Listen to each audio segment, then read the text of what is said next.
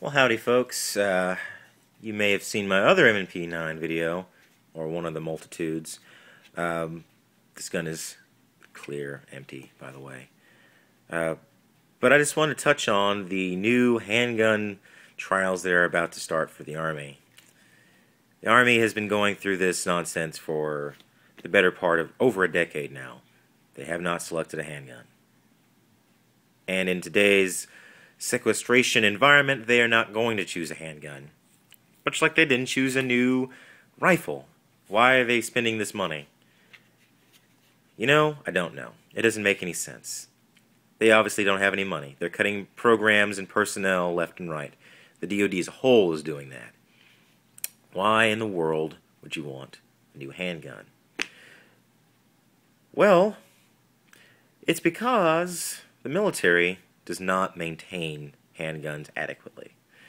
The poor Berettas, and I say this because the Beretta is actually a fairly nice, decent handgun, and at the time, it and the SIG were certainly good. Now granted, it's virtually a worked over Walther P38, and the SIG does have a lot of advantages. But for what it is, the Beretta is a decent handgun. Some of the swipes against it, before we get into the maintenance aspects of it, are going to be the fact that it's just a big damn gun. And it's a big damn gun that, in its original version, only carried 15 rounds, which I say only 15. But considering that a Glock 19, a substantially smaller handgun, carries 15 rounds, that's an issue. Additionally, the trigger pull can be an issue for some people. I have particularly long fingers and big hands, so the Beretta isn't too much of an issue for me to shoot. However, smaller statute shooters or people with small hands in general, because there are big people with small hands, believe it or not, they have issues with the Beretta and its trigger pull. And finally, probably the issue that with the Beretta that's the most asinine is the original Berettas, Beretta 92, had a frame-mounted safety. Why in God's name they decided to go with from the frame-mounted safety to a slide-mounted safety, much like the Smith & Wesson 39 and 59 series guns, I will have no idea. I'm sure it's on the internet. I'll actually probably just go look it up after this. But it's stupid. One of the ways that's been rectified, of course, has been through the G series, which turns that safety that's slide-mounted into a decocker only. Great idea by whoever came up with that with Beretta, and definitely pushed by people like Super Dave Harrington. So obviously the SD, the Beretta 92 GSD. Excellent guns. In any case, getting back into why they should replace them. So the government doesn't, the Army, Air Force, what have you, doesn't maintain the Berettas. The guns are just not where they should be. They have been used and abused for 20, 30 years. They need to be replaced. Now the Marine Corps took the step of replacing them with 92A1s, which incorporate Picatinny light rail.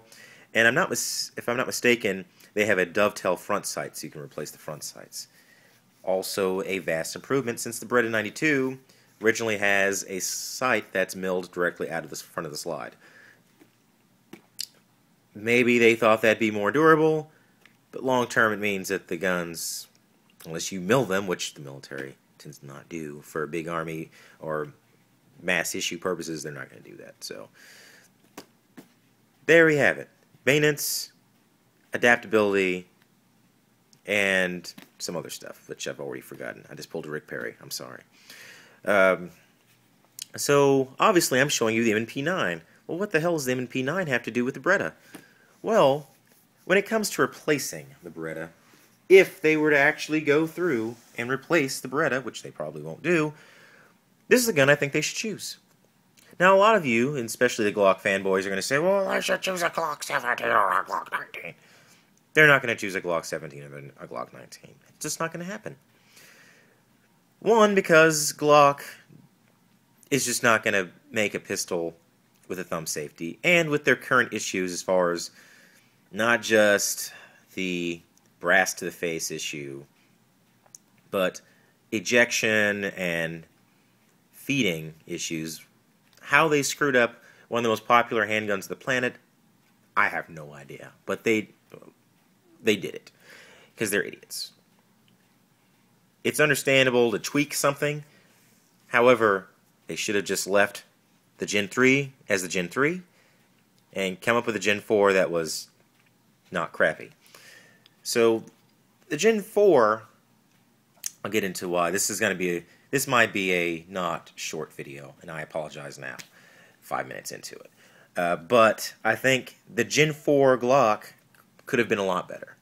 I think, honestly, the FNS pistol from FNH is really more like what a Gen 4 Glock should have been. Gen 4 Glock does have the larger mag release. It has the improved grip texturing.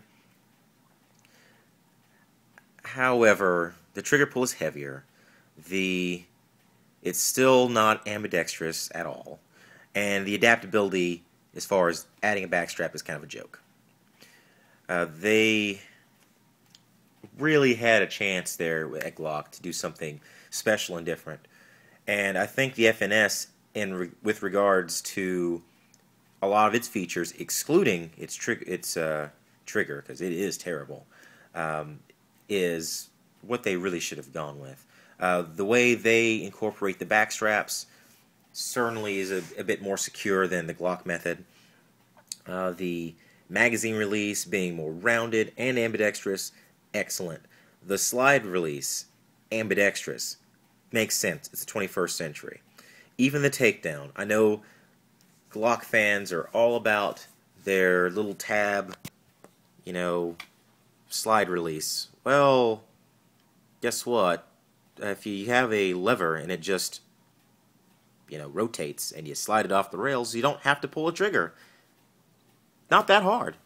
Beretta and SIG seem to do pretty fine with it, and now the new VP9 as well. With that, I know I've just kind of hammered on the Glock quite a bit there, but if they were to change those aspects of it, I think it would be actually a great contender, because they cost only about $100 to make the guns in the first freaking place. This is virtually the same way. I already alluded to on the FNS, the trigger. The trigger is absolutely god-awful.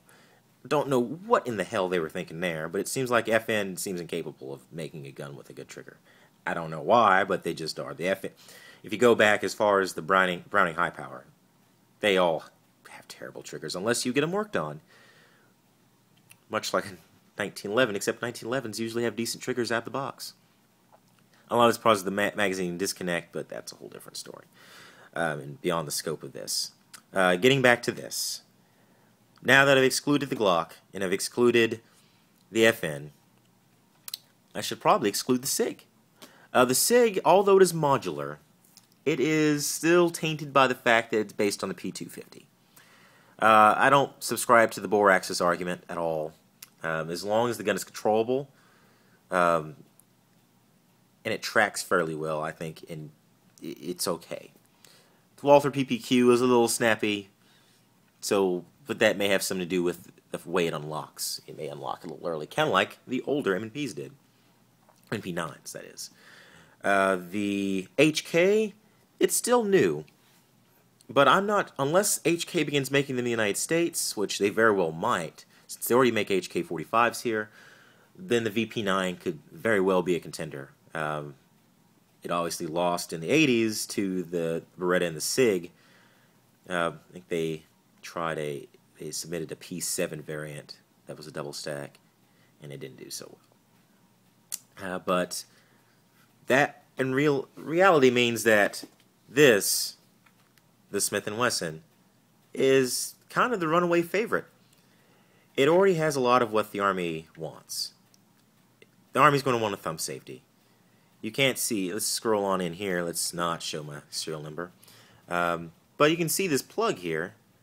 That's where a thumb safety is normally mounted in a thumb safety version. So it's convertible to back and forth between them. Additionally, you already have the interchangeable back straps.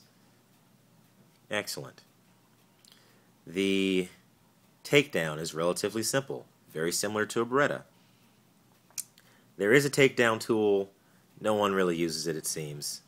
I can remove mine fairly easily, but some people, when these pistols are very, very new, they are impossible to get out without pliers or something. Maybe Smith & Wesson can address that. Additionally, they've beefed up the slide stops on both sides, so in older pistols the tabs would break off. Now they've improved the whole locking area as far as the barrel not unlocking while the bolt's still in the barrel. That's helped. The new twist rate, so hopefully it meets the accuracy. The slide is stainless steel and is nitro carburized along with the barrel. So, and I think all the small parts are also nitro carburized, so that adds to the durability as well. I don't know of anyone who's done a HKP 30 style Todd Green endurance test of a M&P 9. Maybe Pat Rogers? Don't know. But solid guns. The magazines, all steel magazines. Glock magazines can crack back here because they're polymer magazines with the steel insert. Not the most durable magazines, despite what people may tell you. Notice how I didn't even mention the XD, because that's a joke. They would never adopt that piece of crap. I'm sorry. Too bad they won't adopt the P07. I think that would be another awesome choice. But that's neither here or there. This is already produced in the United States. Comes with a thumb safety. It is adjustable for various shooters with various back straps. The small, the medium, and the large. And it's army proof, and they're even marked small, medium, and large. I know I'm an Air Force guy, but I'm still going to make Army jokes. Magazines, 17 rounds. There are cases where you can get adapters. I forget who makes them, but if the Army absolutely needed more rounds, they're available. Additionally, it comes in a compact size and a shield size, which is the subcompact. So you already have a family of weapons ready to go. They've been in use since 2005, so 9 years now.